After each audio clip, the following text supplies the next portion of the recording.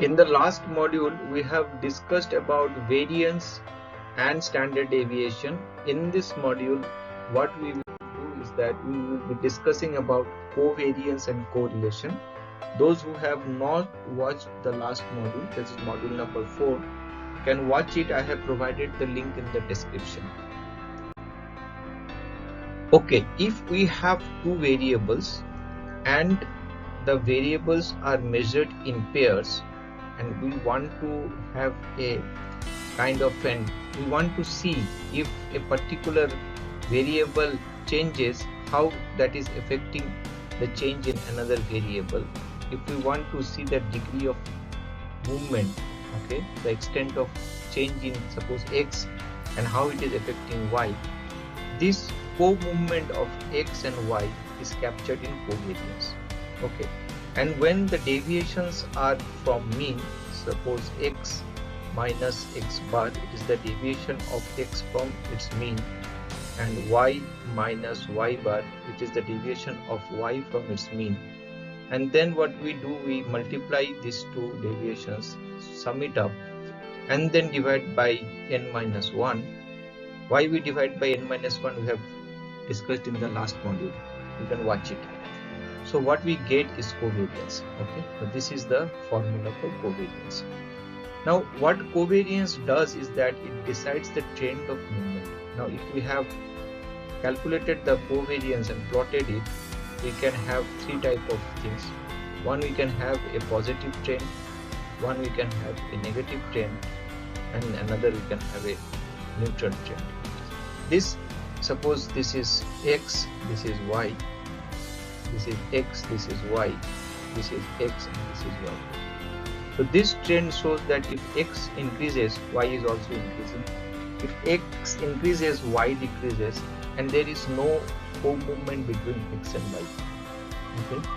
Now covariance with itself. Now if we modify this formula a little bit, what we get? We get summation x minus x bar multiplied by x minus x bar divided by n minus 1, which is equal to summation x minus x bar whole square by n minus 1. This is the formula for variance.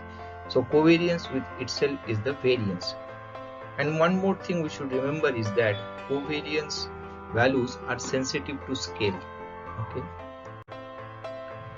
Now covariance by itself, the values that we get by calculating covariance does not make or gives much of a sense, and then we need a value which can be interpreted. Correlation is such a value which we can interpret and it gives much of a sense.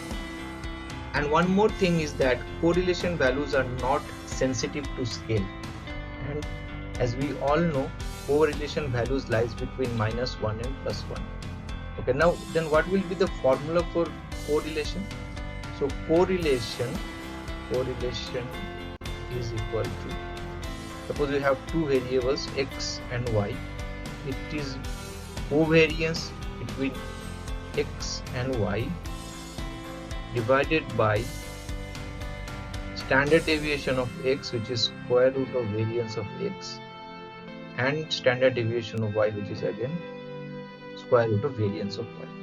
Now this particular thing, this denominator, okay, actually brings down the value of correlation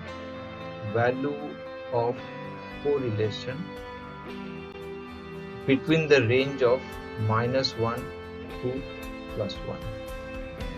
And as we are going into the calculation of correlation, we can see that if it is minus 1, then we know that it is perfectly negatively correlated, and if it is plus 1, it is perfectly positively correlated, and all the in-between values are interpreted according to the extent of its sign and value. But what is the significance of the correlation value that we have calculated? Okay, for that purpose we need to know the p-value. Okay, we will do a practical in the Excel sheet, and we will try to understand how to calculate these things and also the significance of p-value.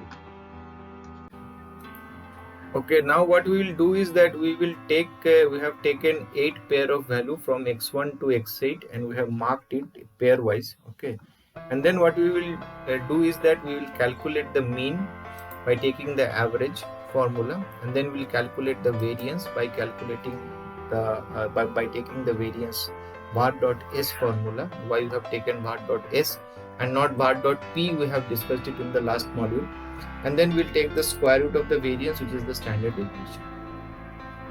After that, what we'll do is that we will take the individual observation of x1 and subtract the mean of x1, which is this is x1 minus x1 bar, and similarly we'll do it for the series x2. This is x2 minus x2 bar, and after that we will multiply x1 minus x1 bar and y x2 minus x2 bar. Here we will add it up. Then we'll divide it by n minus 1. This is what we have done here. Okay, and what we get is covariance. This is the covariance 102.769.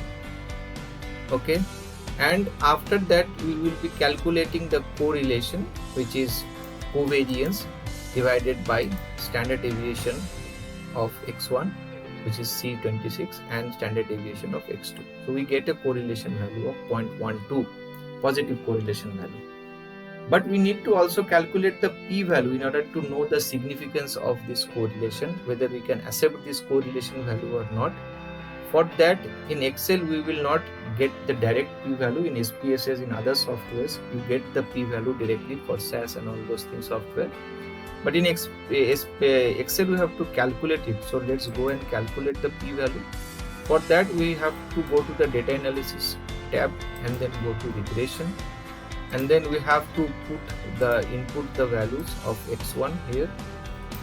These are the two series. Then we have to put the value of this second series also. Okay, here, done. Then we put the levels. The confidence interval is 95%. Okay, now what we get?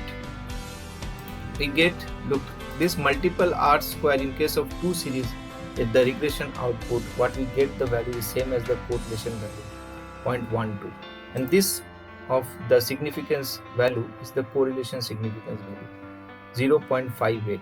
Okay, so the significance value of correlation here, the p value for correlation is 0.58, but we cannot accept it. The thumb rule is that if the p value is less than 0.05, we can accept the correlation value. Okay, so this correlation value is not statistically significant. Okay, now let us take the second set of observations. What we will do is that we will copy the set here, we will paste it here, and then you can see the correlation value has changed to 0.37. Let us calculate the p value for this. So we'll go to data analysis again, to regression again, and all things are remaining the same because we have changed the series altogether. So we again calculate it, and you can see that it is 0.37, right? So it was 0.37. so here also we got 0.37 multiple R square value, which is the correlation, and the significance value is 0.09, right? It is still not below 0.05, so we cannot accept it, but it is much better than the first one. So let us do for this series also. Third series we will do the same thing. We copy it and put it in the first series, and we get a correlation value of 0.13 again. Okay, now let us do the regression analysis and to find the p value. So what we get is that the p value is 0.55, which is far away from 0.05. so we will reject this also.